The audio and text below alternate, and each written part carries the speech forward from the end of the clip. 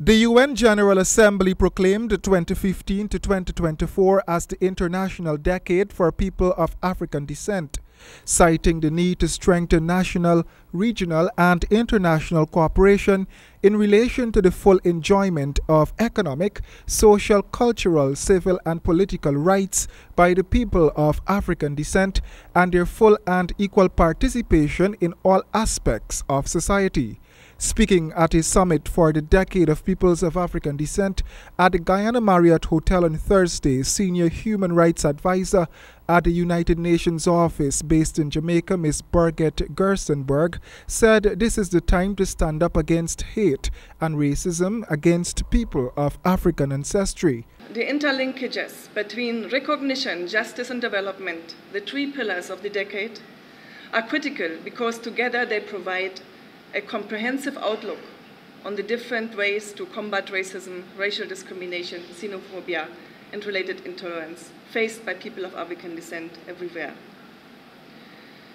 Persons of African descent are spread over many countries in the course and consequence of the transatlantic slave trade, and not only suffered unsaid torment and agony, and witnessed the destructions of their societies, families, and futures,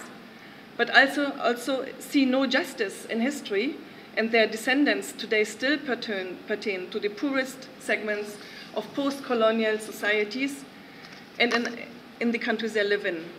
From a human rights perspective, the UN rep explained the injustices Africans faced and continue to face in some countries are morally unacceptable, and work must be done to ensure they are overcome. The Office of the High Commissioner for Human Rights thus welcomes the International Decade of People of African Descent as a significant opportunity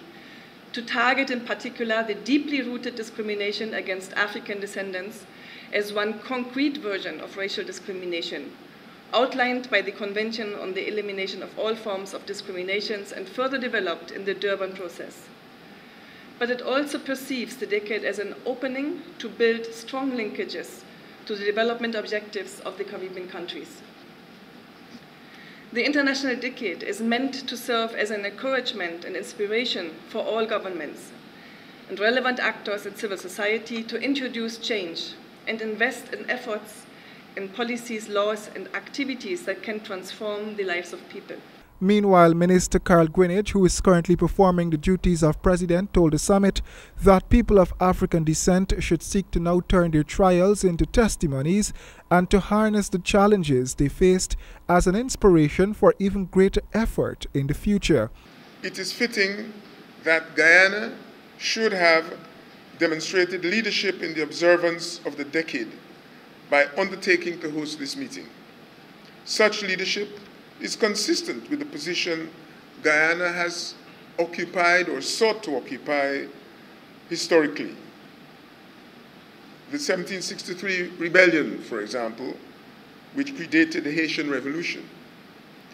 And these efforts are consistent with Guyana's principled approach and commitment, even on the occasion of the founding of our republic. The main aim of the decade for people of African descent is to promote respect, protect, and fulfillment of all human rights and fundamental freedoms by people of African descent, as recognized in the Universal Declaration of Human Rights. Also, to promote a greater knowledge of and respect for the diverse heritage, culture, and contribution of people of African descent to the development of societies, as well as to adopt and strengthen national, regional, and international legal frameworks according to the Durban Declaration and Programme of Action and the International Convention on the Elimination of All Forms of Racial Discrimination, and to ensure their full and effective implementation.